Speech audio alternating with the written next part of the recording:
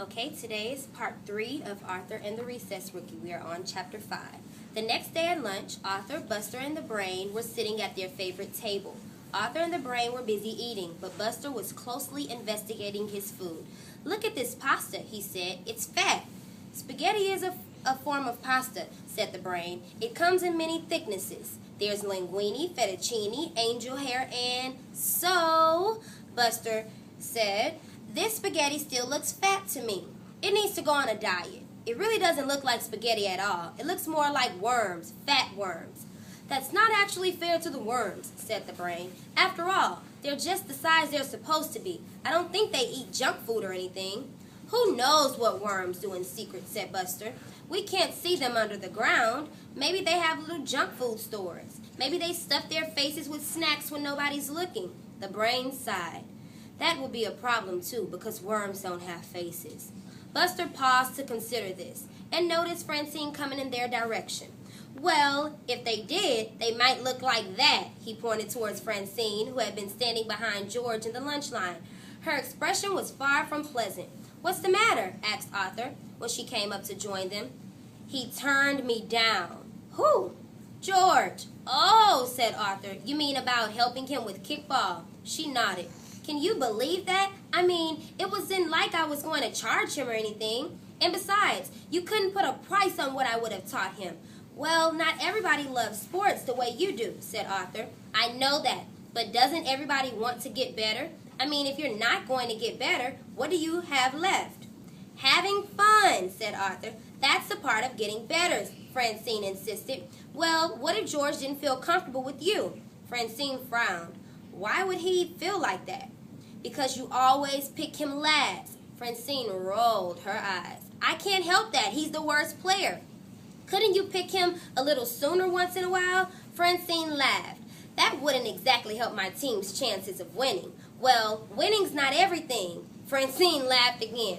"What about teamwork?" said Arthur. "I'll bet a team based on cooperation could beat a team based on talent alone." "Oh, really?" "Come on, Arthur, be serious." "I am. I'll give you the first 2 picks." "You mean I'll be able to take Binky and Sue Ellen?" He nodded. "And I'll take George, too." The Brain cleared his throat. "Excuse me, Arthur, but are you sure this is a good idea? On paper, she will have a distinct advantage." "Arthur likes a challenge," said Buster. "That's right," said Arthur. "So is it a deal?" Francine shrugged. "Whatever you say, but be prepared. Tomorrow will be the worst recess of your life." Now I'm going to pause a moment. Something just happened in chapter 5. Arthur talked about a team based on cooperation is better than a team based on talent. Something reminds me of that. I want you to close your eyes right now and think about that. A team based on cooperation is better than a team based on talent. When you have that idea in your mind, open your eyes.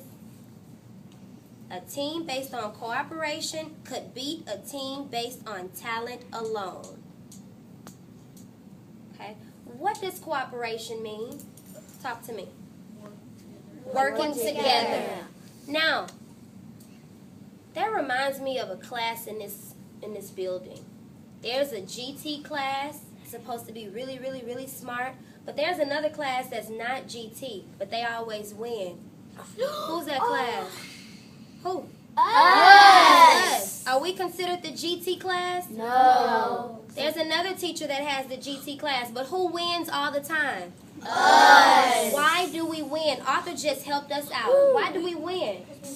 We work together. To get better grades. Told you I was a genius. Me and Arthur, great minds think alike. Chapter 6. That night, Francine and her family had chicken, mashed potatoes, and peas for dinner.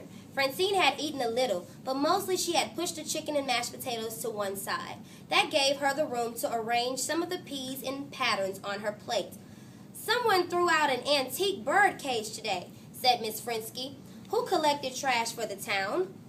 "What are we going to do with that, Oliver?" asked Mrs. Frinsky. "Nothing right away, but I'm going to keep my eye out for an antique bird to go with it." He paused. "Francine." "Uh-huh. What are you doing?" Francine looked up. "Oh, I'm just planning ahead." "Planning ahead," said her mother. "With peas?" Don't ask, said her sister Catherine. It's my kickball team, Francine explained. I'm imagining the big game tomorrow at recess. What makes this game so big? Asked her father. Don't you play kickball a lot? Yes, but not like this. You see, Arthur has challenged me. He thinks his team can beat mine. Ooh, said Catherine. How exciting. I'll bet all the TV stations will be there. What word is it, can describe how her sister's acting right now? She's clever. She's been trying to be clever. What else? Fancy. Fancy. Ooh. She's trying to be the best. Messy. Bossy. She's trying to be humorous. That's called sarcastic. Say sarcastic. Sarcastic. Okay. That's called being sarcastic. Does she really mean that the TV stations will really be there? No. Okay? Francine ignored her, but that's not the interesting part. He's giving me the first 2 picks. Oh, said her father. Why would Arthur do that? Francine shrugged. I don't know. Sometimes Arthur gets these crazy ideas. After dinner, I'm going to review all my choices just to make sure I'm not overlooking anyone. Well, said Mr. Frensky, don't forget to practice your drum. Francine made a face. If I don't get to be in the parade, what difference does it make? Now let's be fair, Francine, said her mother. Miss Crancy can't include everyone, and you do have less experience. I don't see what you're so worked up about, said Catherine. It's just a dumb parade. Dumb to you, maybe, said Francine, but not to me. The parade was just starting down Main Street. The marchers were trying to keep up in step, but they couldn't stay in formation. Like pinballs on the loose, they kept bouncing into one another. The first float came around the corner. It was shaped like a giant drum, decorated with brass trumpets on the side like frosting on a cake. A single figure stood on the top of the drum, waving to cheer the crowd. It was Francine. She had her own drum in front of her and held her drumsticks ready. As she looked down at the unruly marchers, she shook her head. Then she began to play rat-a-tat-tat, rat-a-tat-tat. As the sound of her drum reached the marchers, they began nodding their heads to the beat. In just a few seconds, they fell quickly into the line. The crowd went wild. Francine saved the day.